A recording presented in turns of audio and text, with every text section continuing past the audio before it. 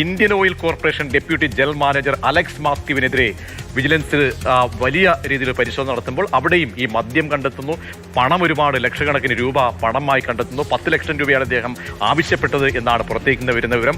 Alex മാത്യുവിനെതിരെ വിജിലൻസിനെ സമീപിച്ചത് ഗതികെട്ടാണെന്നാണ് പരാതിക്കാരൻ പറയുന്നത്. കൈക്കൂലിയുമായി ബന്ധപ്പെട്ട വിശദമായ അന്വേഷണത്തിലേക്ക് കടക്കുന്നു. 2 മാസം മുൻപ് ഫോണിൽ വിളിച്ച് എറണാകുളത്തുള്ള വീട്ടിൽ ചെല്ലാൻ ആവശ്യപ്പെടുകയായിരുന്നു എന്ന് പരാതിക്കാരൻ മനോജ് വൃന്ദാവനം പറയും. നമുക്ക് ആ പ്രതികരണം ഒന്ന് കേൾക്കാം.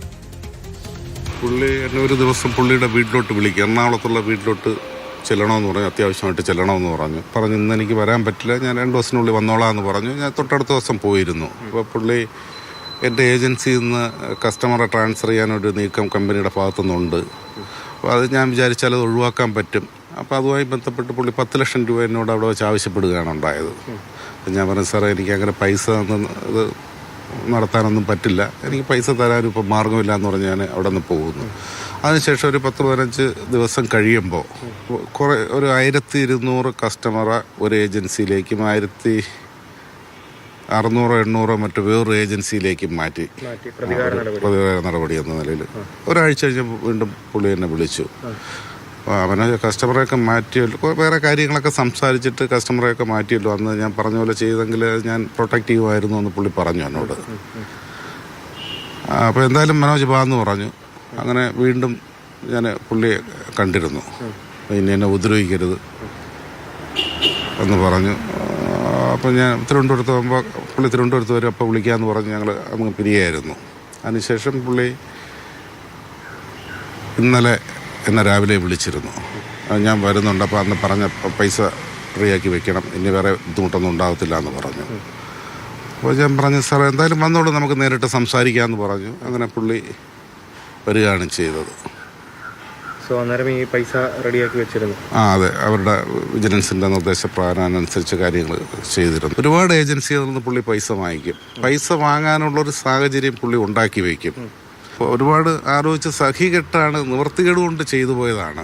കാരണം ഇപ്പോൾ പൈസ കൊടുത്താൽ ഇത് അവസാനിക്കുന്നില്ല. പുള്ളിക്ക് ഇനി 1.5 വർഷക്കാലമുണ്ട്. അപ്പോൾ വീണ്ടും ഓരോന്ന് പറഞ്ഞിങ്ങനെ കൈക്കൂലി വാങ്ങിക്കാൻ താല്പര്യമുള്ള ഉദ്യോഗസ്ഥർ അതിനനുസരിച്ചുള്ള കാര്യങ്ങൾ ചെയ്തുകൊണ്ട് വരും കിട്ടുന്നതിന് വേണ്ടിയിട്ട്. ഗ്യാസ് ഏജൻസി ഉടമയുടെ പ്രതികരണമാണ് കണ്ടത്. 10 ലക്ഷം രൂപ കൊടുക്കാത്തത് കൊണ്ട് പ്രതികാര നടപടിയായി ഗ്യാസ് ഏജൻസിയിൽ ഉണ്ടായിരുന്ന കസ്റ്റമേഴ്സിനെ മറ്റ് ഏജൻസികളിലേക്ക് മാറ്റി. അപ്പോൾ ഈ 10 ലക്ഷം ആവശ്യപ്പെട്ടതിൽ മാത്രമായി ഈ അഴിമതി ഒതുങ്ങില്ല എന്ന് മനസ്സിലാക്കണം. കാരണം ഒരു സമാനമായ രീതിയിൽ ഒരുപാട് പരാതി, കാരണം പ്രത്യേകിച്ച് പല ഗ്യാസ് ഏജൻസികൾ തുറന്ന് പറയില്ല, കാരണം അവർക്കെതിരെ നടപടി ഉണ്ടാകുമോ എന്നൊക്കെ ഉള്ളത് കൊണ്ട് അവർ പേടിച്ചവർ പറയാറുമില്ല. എന്തായാലും ഗോകുൽനാഥ് വാർത്തയുടെ വിശദാംശങ്ങൾ നൽകാൻ ചേരുന്നുണ്ട്. ഗോകുൽ, ഈ വ്യക്തിയെക്കുറിച്ച്, ഈ ഡെപ്യൂട്ടി ജനറൽ മാനേജറെ കുറിച്ച് എന്തൊക്കെ പരാതികൾ ഉയരുന്നുണ്ട്? 10 ലക്ഷം രൂപ ഈ കടക്കൽ സ്വദേശിയാണല്ലോ ഇപ്പോൾ പരാതിയുമായി രംഗത്ത് വരുന്നത്. അദ്ദേഹം എങ്ങനെയാണ് വിജിലൻസിനെ സമീപിക്കുന്നത്? ഗതികെട്ടാണ് ഞാൻ സമീപിക്കുന്നതാണ് അദ്ദേഹം പറയുന്നത്. അപ്പോൾ സമാനമായ പരാതികൾ എന്തെങ്കിലും ലഭ്യമാണോ? ഇദ്ദേഹത്തിന്റെ അറസ്റ്റ് രേഖപ്പെടുത്തിയോ മറ്റ് നടപടികളിലേക്ക് കടന്നുവോ? പ്രതീക്ഷ, ഈ സെയിൽസ് എക്സിക്യൂട്ടീവ് ജനറൽ മാനേജർ പദവിയിലിരിക്കുന്ന ഒരു വ്യക്തിക്ക് സ്വാഭാവികമായും ഈ ഡിസ്ട്രിബ്യൂട്ടർമാരെ സമീപിക്കേണ്ടതിന്റെ യാതൊരു ആവശ്യവുമില്ല. അതിന് ഇടനിലക്കാർ വേറെയുണ്ട്, അല്ലെങ്കിൽ ആ തൊഴിലെടുക്കുന്ന മറ്റാളുകളുണ്ട്. പക്ഷേ ഇതിനെല്ലാം ഈ നിയമങ്ങളെല്ലാം കവച്ചു വെച്ചുകൊണ്ടാണ് ഇത്തരത്തിൽ ഈ അലക്സ് മാത്യു ഇത്തരത്തിൽ ഡിസ്ട്രിബ്യൂട്ടർമാരെ ഡയറക്റ്റ് കോൺടാക്ട് ചെയ്ത് അവിടെ നിന്ന് ഈ കൈക്കൂലി വാങ്ങുന്ന സ്ഥിതിവിശേഷം ഉണ്ടാകുന്നത്. ഈ പലരിൽ നിന്നും 10, 5 തുടങ്ങി ലക്ഷക്കണക്കിന് രൂപ പലപ്പോഴായി വാങ്ങിയിട്ടുണ്ട് എന്നുള്ളതാണ്. ഏറ്റവും അവസാനം തിരുവനന്തപുരം പണ്ഡിറ്റ് നഗർ സ്വദേശിയായിട്ടുള്ള ആളുടെ കയ്യിൽ നിന്ന് വാങ്ങിയത്, മനോജിന്റെ നിന്ന് വാങ്ങാൻ ഉദ്ദേശിച്ചിരുന്നത് 10 ലക്ഷം രൂപയാണ്.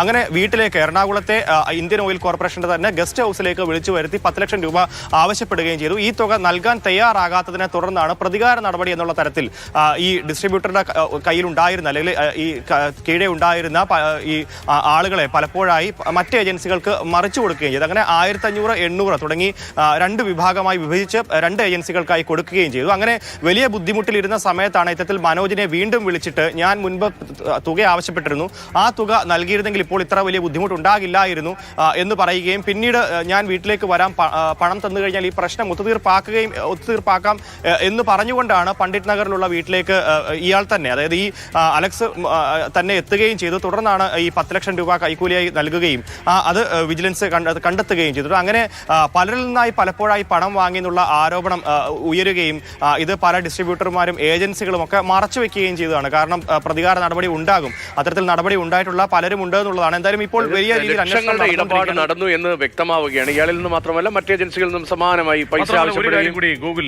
ഇയാൾക്ക് ആരെങ്കിലും സഹായികൾ ഉണ്ടായിരുന്നു? സാധാരണഗതിയിൽ ഇങ്ങനെ പരസ്യമായിട്ട് ഇത് വാങ്ങിക്കാതെ ചിലരൊക്കെ തന്നെ സഹായികളെയും ഏജന്റുമാരും ഒക്കെ തന്നെ ഉൾപ്പെടുത്താറുണ്ട്. അങ്ങനെ എന്തെങ്കിലും സഹായികളായിട്ട് മറ്റാരെങ്കിലും ഈ അലക്സിന് വലിയ നെറ്റ്വർക്ക് ആണോ, ഈ അഴിമതിയുടെ നെറ്റ്വർക്ക് ആണോ അവിടെ ഇന്ത്യൻ ഓയിൽ കോർപ്പറേഷനിലൊക്കെ ഉള്ളത്? ഇത് സ്ഥിരം പരിപാടിയാണോ? പ്രജീഷ്, ഇതിൽ എടുത്തു പറയേണ്ട കാര്യം ഈ എല്ലാ ഇടപാടുകളും നടത്തിയിട്ടുള്ളത് ജനറൽ മാനേജർ ഒറ്റയ്ക്കാണെന്നുള്ളതാണ്. ഈ വീട്ടിലേക്ക് എത്തിയതും അതേപോലെ തന്നെ ഈ മനോജിനെ വിളിച്ചു വരുത്തിയതും എറണാകുളത്തെ ഇന്ത്യൻ ഓയിൽ കോർപ്പറേഷന്റെ ആസ്ഥാനത്തേക്ക് വിളിച്ചു വരുത്തിയതും ഈ പ്രതി തന്നെയാണെന്നുള്ളതാണ്. പല ഇടപാടുകളും ഇയാൾ ഒറ്റയ്ക്കാണ് നടത്തിയിട്ടുള്ളത്. മറ്റ് ഉദ്യോഗസ്ഥരെ ഇതിൽ ഇടപെടിച്ചിട്ടുണ്ടായിരുന്നില്ല. ഈ ഡിസ്ട്രിബ്യൂട്ടർമാരുമായിട്ടും അല്ലെങ്കിൽ ഈ താഴെത്തട്ടുള്ള ആളുകളുമായിട്ടും ഇടപെടേണ്ട ഒരു സ്വഭാവമുള്ള ഒരു തൊഴിലല്ല ഈ പ്രതി ചെയ്തുകൊണ്ടിരിക്കുന്ന തൊഴിൽ. കാരണം ജനറൽ മാനേജറുടെ പദവിയിലിരിക്കുന്ന ഒരാളെ സംബന്ധിച്ചുള്ള സ്വാഭാവികമായും താഴെത്തട്ടുള്ള ഉദ്യോഗസ്ഥർ വഴിയാണ് ആ തൊഴിലിലേക്കുള്ള അതിന്റെ ഒരു രീതി അങ്ങനെയാണ്. പക്ഷേ ഇവിടെ ഈ പ്രതി തന്നെ ഡയറക്റ്റ് തന്നെയാണ് ഡിസ്ട്രിബ്യൂട്ടർമാരെ വിളിച്ച് സംസാരിച്ച് ഇത്തരത്തിൽ ഈ താഴെത്തട്ടിലുള്ള ആളുകളെ വിളിച്ച് സംസാരിച്ചുകൊണ്ടാണ് ഇത്തരത്തിൽ പണം വാങ്ങിയിട്ടുള്ളത്. ഈ 10 ലക്ഷം രൂപ ആവശ്യപ്പെട്ടതും ആ രീതിയിൽ തന്നെയാണ്, ആ സമാന രീതിയിൽ തന്നെയാണ് പല ആളുകളിൽ നിന്നായി പണം വാങ്ങിയിട്ടുള്ളത്. ഇതൊക്കെയാണ് ഇപ്പോൾ ശ്യാമ കൂടി ചേരുന്നുണ്ട്.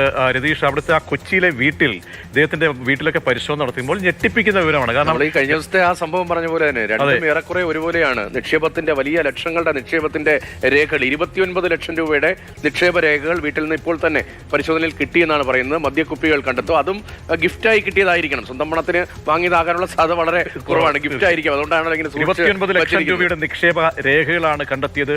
ഇതിനു പുറമെ എത്രത്തോളം പണം മറ്റ് അദ്ദേഹം പലരിന്നായി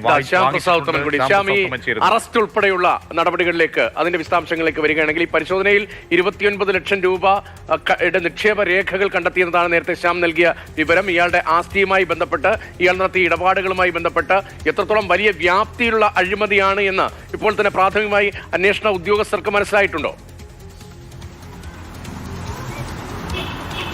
രതീഷ്, അത് തന്നെയാണ്. ഇന്നലെ വൈകിട്ടോടുകൂടി 7:30 അറസ്റ്റ് ഉണ്ടാകുന്ന സമയത്ത് തന്നെ ഈ എറണാകുളത്തെ അദ്ദേഹത്തിന്റെ ചിലവന്നൂരിലെ വസതിയിലും ഇത്തരത്തിൽ വിജിലൻസ് സംഘം പരിശോധന നടത്തുകയായിരുന്നു. വിജിലൻസ് SP ശശിധരന്റെ നേതൃത്വത്തിലുള്ള സംഘമായിരുന്നു രാത്രിയോടുകൂടി ഈ ചിലവന്നൂരിലെ വീട്ടിലെത്തി പരിശോധന നടത്തിയത്. വീട്ടിൽ ആ സമയത്ത് അദ്ദേഹത്തിന്റെ അമ്മയും മകനും മാത്രമാണ് ഉണ്ടായിരുന്നത്. ആ ഘട്ടത്തിൽ അവിടെ നിന്നും ചില രേഖകളും മറ്റും സംശയാസ്പദമായ രീതിയിൽ വിജിലൻസിന് കണ്ടെടുക്കേണ്ടതുണ്ടായിട്ടുണ്ട്. ആ രേഖകൾ വിശദമായ രീതിയിൽ പരിശോധിച്ചു വരികയാണ്. അതുകൂടാതെയാണ് 29 ലക്ഷം രൂപയുടെ നിക്ഷേപങ്ങൾ പോലീസ് വിജിലൻസിന് കണ്ടെത്താനായത്. അതോടൊപ്പം തന്നെ വീട്ടിൽ നിന്ന് 7 കുപ്പി വിദേശ മദ്യം, അതിൽ 5 എണ്ണം വിദേശ മദ്യമാണെങ്കിൽ 2 എണ്ണം വിദേശ നിർമ്മിത ഇന്ത്യൻ മദ്യം, അങ്ങനെ 7 കുപ്പി, അത് ഏകദേശം 6 ലിറ്ററോളം മദ്യവും ഇയാളുടെ വീട്ടിൽ നിന്ന് വിജിലൻസ് സംഘം പിടികൂടിയിട്ടുണ്ട്. ഇത് കൂടാതെ തന്നെ IOCയുടെ പനമ്പള്ളി നഗറിലെ ഓഫീസിലും രാത്രിയോടുകൂടി തന്നെ വിജിലൻസ് പരിശോധന നടത്തി. ആ പരിശോധനയിലും ചില രേഖകൾ വിജിലൻസ് സംഘം സംശയാസ്പദമായ രീതിയിൽ കൈവശം എടുത്തിട്ടുണ്ട്. ഇത് വിശദമായ രീതിയിൽ പരിശോധിച്ചെങ്കിൽ മാത്രമേ ഇയാൾ ഈ കൊച്ചിയുമായി ബന്ധപ്പെട്ട മറ്റ് ഏതെങ്കിലും തരത്തിൽ മറ്റ് ആളുകളുടെ നിന്ന് ഇത്തരത്തിൽ കൈക്കൂലി വാങ്ങിയിട്ടുണ്ടോ എന്നടക്കമുള്ള കാര്യങ്ങൾ പരിശോധിക്കാൻ കഴിയുകയുള്ളൂ. ഇന്നലെ തിരുവനന്തപുരം സ്വദേശി പറഞ്ഞതുപോലെ 50,000-ഓളം വരുന്ന കസ്റ്റമേഴ്സ് ഉണ്ട് എങ്കിൽ അതിൽ 25,000 പേരെയാണ് ഒറ്റയടിക്ക് മാറ്റിയതെന്നാണ്. അത്തരത്തിൽ ഇടപെടാൻ കഴിയുന്ന ഒരാൾ അത് മറ്റ് ഗ്യാസ് ഏജൻസികളുടെ ഡിസ്ട്രിബ്യൂട്ടർമാരിൽ നിന്നും ഇത്തരത്തിൽ കൈക്കൂലി വാങ്ങിയിട്ടുണ്ടാകും എന്ന സംശയം തന്നെയാണ് ജനിപ്പിക്കുന്നത്. ഈ ചിലവന്നൂരിലെ വീട്ടിൽ ഇദ്ദേഹം വാടകയ്ക്കാണ് താമസിക്കുന്നത്. അതും കമ്പനി തന്നെയാണ് ഇതിന് പണം നൽകുന്നതെന്നാണ് മനസ്സിലാക്കാൻ കഴിഞ്ഞിട്ടുള്ളത്. ഏകദേശം 50,000-ഓളം രൂപ വരുന്ന വീട്ടിലാണ് ഇദ്ദേഹം താമസിക്കുകയും ചെയ്യുന്നത്. അതിനിടയിലാണ് ഇത്തരത്തിൽ അനധികൃതമായ രീതിയിൽ ഇയാൾ പണം സമ്പാദിക്കുകയും ചെയ്തുകൊണ്ടിരിക്കുന്നത്.